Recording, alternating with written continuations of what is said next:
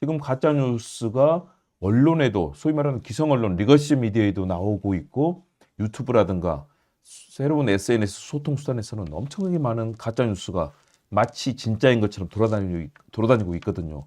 이것 때문에 사실은 자살하는 사람도 있고 완전히 인생을 망가뜨리는 경우도 생기고 있는데요. 우리 위원장님 이 부분에 대해서 관심이 많으셨던 걸로 알고 있는데요. 어떻게 해야 될까요? 이제 가짜 뉴스는 사실은 이제 정치 영역에서 없을 수는 없어요. 네.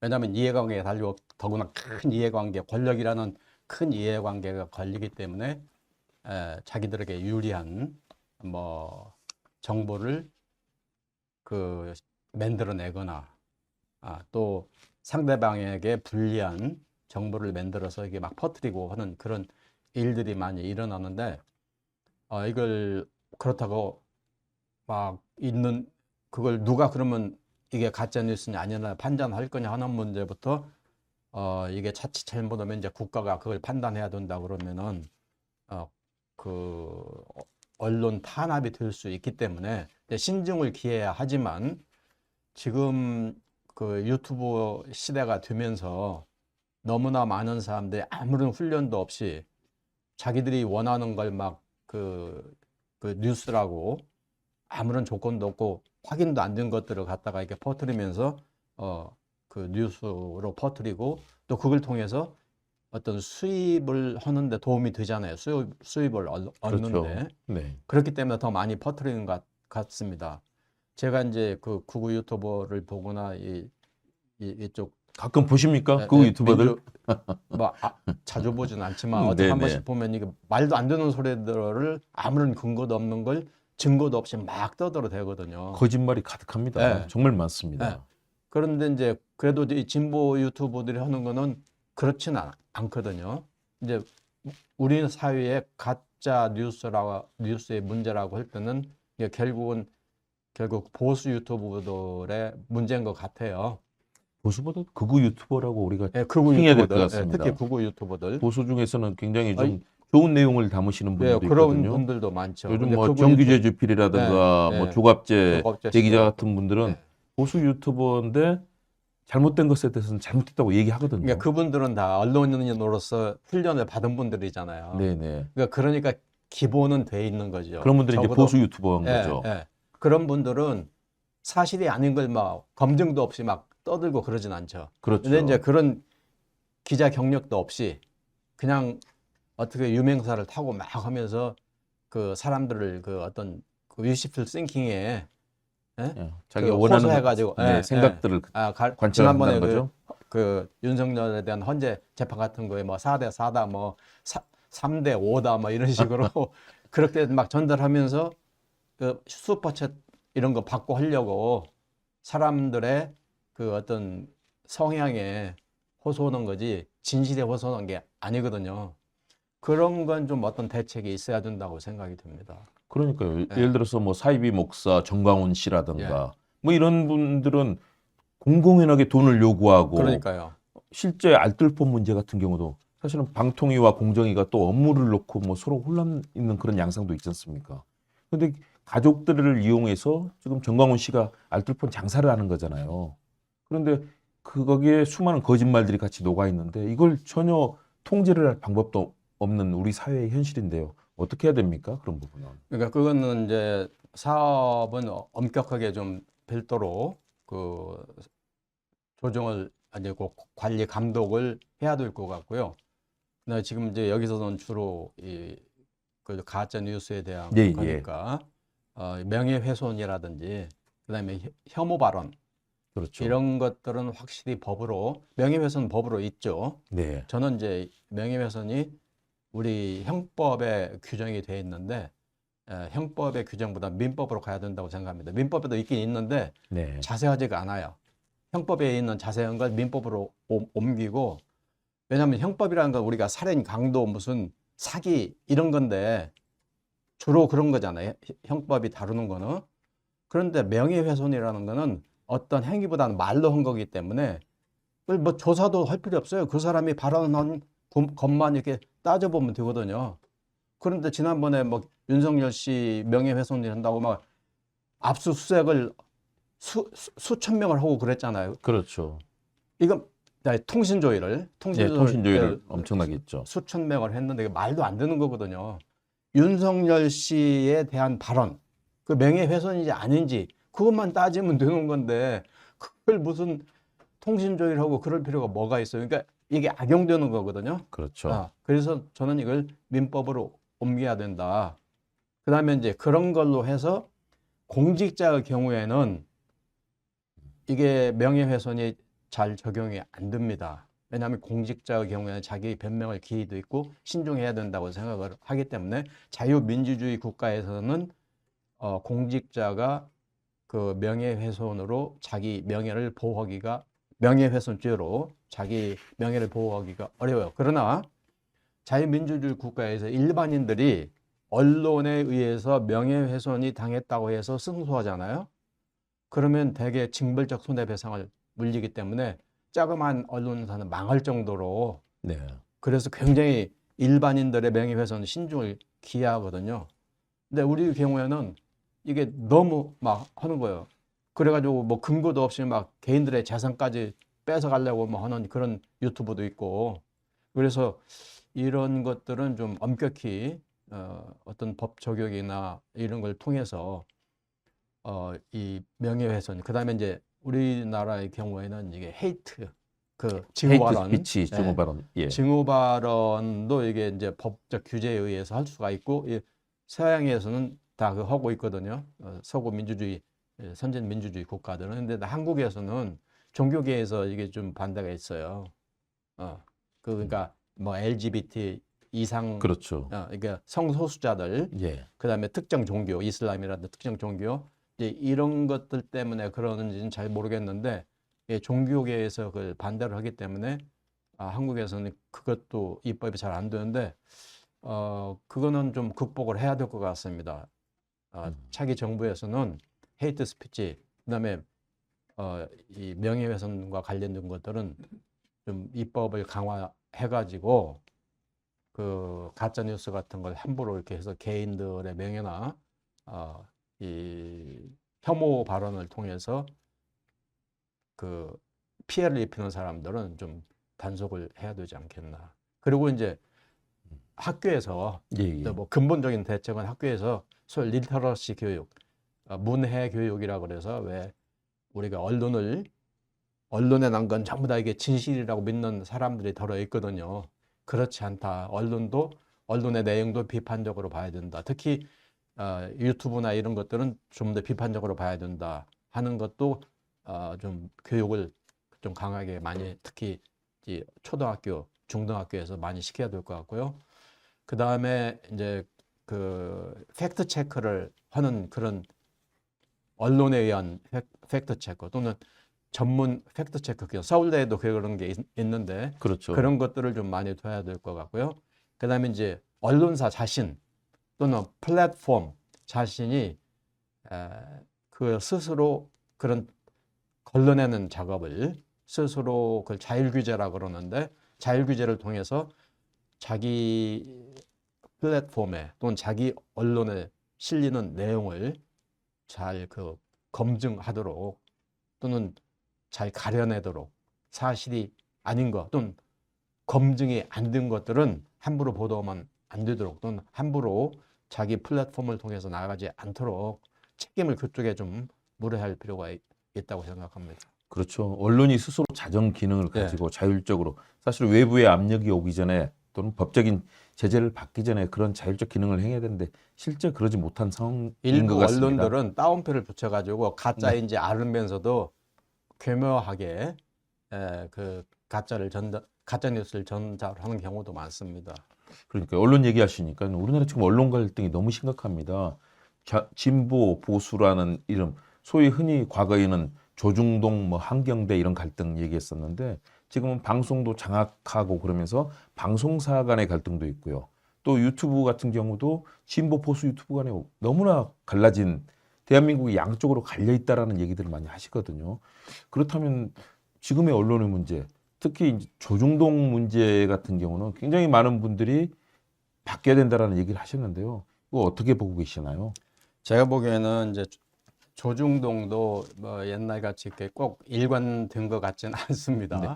그 뭐 일부 그 중에 일부는 이번 그 윤석열 내란 사태 때에도 상당히 비판적인 자세를 취했고요. 네. 그런 점에서는 다행이라고 생각이 되고 또 하나는 이 소위 과거의 신문과 방송들, 지상파 방송을 주로 얘기하죠. 과거 신문과 방송들이 올드 미디어든 뭐 리거시 미디 유산이라고 과거의 유산이라고 그래서 이제 한물 간걸로 그렇게 얘기가 언론학에서는 그렇게 얘기가 되거든요. 네, 레거시 메디어라고 저희가 많이 예, 얘기하죠. 예. 근데 실제로 사실은 영향력이 없습니다. 영향력이 없습니까? 없어요. 다 없는데 방송사들까지 종편까지 갖고 있으면서 없는데 이제 이게 네, 선거에는 네. 특히 영향력이 없어요. 왜 젊은 사람들 네네. 또 비판 의식 있는 사람들은 아예 안 보기 때문에. 근데 문제는 어떤 점에서 영향력이 있느냐? 나이 먹으신 결정권자들은 아직도 거기에 좀 구애되거든요. 네. 리거시 미디어들의 고령의 유권자들을 고령의 말씀하시는 거죠? 유권자들과 네.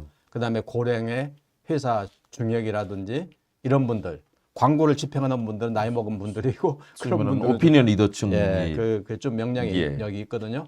그런데 선거에는 영향력이 없어요. 그렇기 때문에 그 리거시 미디어에 너무 구애될 필요가 없는데 우리 정치권도 리거시 미디어에 좀 구애가 돼요.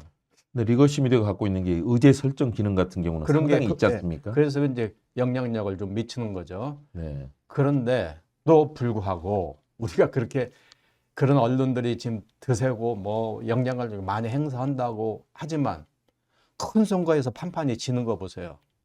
보수 세력이, 네. 보수 정권이, 보수 정당이. 워낙 잘못했기 때문에 그런 거 아닙니까? 이렇게 내란의 범죄, 그러니까. 위헌의 위법에 그렇게 보호해주고 그렇게 지지를 해주고 뭐 이렇게 해줘도 국민들은 다 안다는 거죠. 네. 그러니까 영향력이 없다는 거예요. 네. 오늘 굉장히 중요한 네. 키워드입니다. 그게 그동안에 대한민국이 이 네. 정도 될 수 있는 거예요. 네, 이호성 전 방통위원장님 함께 하고 계십니다. 그동안에 우리가 리거시 미디어, 조중동을 비롯한 많은 그런 언론들이 영향력이 있다고 생각했는데 우리 위원장님께서는 영향력이 없다라고 단언을 네. 주고 계십니다. 없다는 게 드러나잖아요. 선거 네. 결과로. 네네. 네. 저는 그래서 이걸 그 언론 통제의 역설이라고. 언론 통제의 역설이라고요. 언론의 통제를 많이 하면 유리할 것 같죠. 네. 통제하는 집단에게 불리한 결과가 나와요. 이 선거 결과가 지금 그렇지 않습니까? 언론 통제의 역설입니다. 언론을 통제하고 민주주의를 탄압할수록 그 사회는 도리어 민주주의를 회복하고 예. 또 본연의 기능을 찾으려는 쪽으로 간다는 네. 언론 통제 역설을 말씀해 주셨습니다. 굉장히 중요한 화두입니다. 그리고 이제 대한민국이 그 정치 세대 분포가 되게 3대 3이거든요. 네네. 그러니까 집권, 보수 세력, 진보 세력, 그다음에 이제 중간 이게 왔다 갔다 하는 그렇죠. 분들, 중도층, 스윙 중도층, 보터들이 있고요. 이게 이제 하는데 이 중간에 이 중도층들이 바보들이 아니잖아요. 그렇죠. 그 사람들이 굉장히 민감하고 그 사람들이 다수를 형성하는 게 주로 진보 쪽으로 많이 와요. 예. 그래서 대한민국이 그 분들이 주로 이제 보수 쪽으로 많이 간다면 오늘날의 대한민국은 없었을 거예요. 그 30% 양쪽에 30% 잘 안 바뀌거든요. 네. 중간에 30%가 이게 바뀌어져야 되는데 그 30%가 되게 이번에도 지난번 22대 선거에서도 그랬었잖아요. 총선에서도. 맞습니다. 그래서 야당이 압도적으로 이긴 거잖아요. 네. 윤석열 씨가 대통령에서 이길 때는 0.47%가 아주 0.73%. 네. 예, 정말 아주 극소수로 이긴 거고. 24만 표였죠. 예. 네. 그리고 22대 대통령 국회의원 선거에서는 야당이 압도적으로 이겼잖아요. 그렇죠. 예. 그러니까 이런 거는 아무리 편들어주고 그래도 진실을 그렇게 가릴 수는 없는 거예요. 이거 영향력이 없다는 거거든요. 맞습니다. 가장 충격적인 사건이 바이든 날리면 네, 그렇죠. 사건이었죠. 전 세계인들에게 우리 정부, 청와대 대변인이 거짓말을 하는 그런 사태였습니다. 그래서 국경만 떨어뜨리는 거죠. 그렇죠. 국격 추락하고 네. 정말 저는 아무리 100번 1000번 들어봐도 바이든 날리면 바이든이던데 그걸 날리면으로 그렇게 왜곡하고 또 사법부 판결까지 알 수 없다라고 구분이 안 된다고 얘기를 했거든요. 아마 전 세계사에 남을 언론 통제 거짓말의 대표적인 사례가 될 것 같습니다. 근데 이제 그렇게 해서 통제하고 한 결과로 윤석열 씨 파면되고 그런 거예요. 지난 22대 국회에서 참패하고 강서구청장 참패하고 그다음에 무슨 저 엑스포 부산 유치 자기들이 우리가 대한민국이 뭐 유치할 수 있다 이긴다 뭐 그랬는데 아주 형편없는 결과가 나왔었잖아요. 맞습니다. 그게 언론들이 막 둥둥둥 띄워주고 뭐 이게 우리가 다 이기는 것 같이 이렇게 하니까 이 사람들이 오판해가지고 엉뚱한 결과가 나오는 거죠. 맞습니다.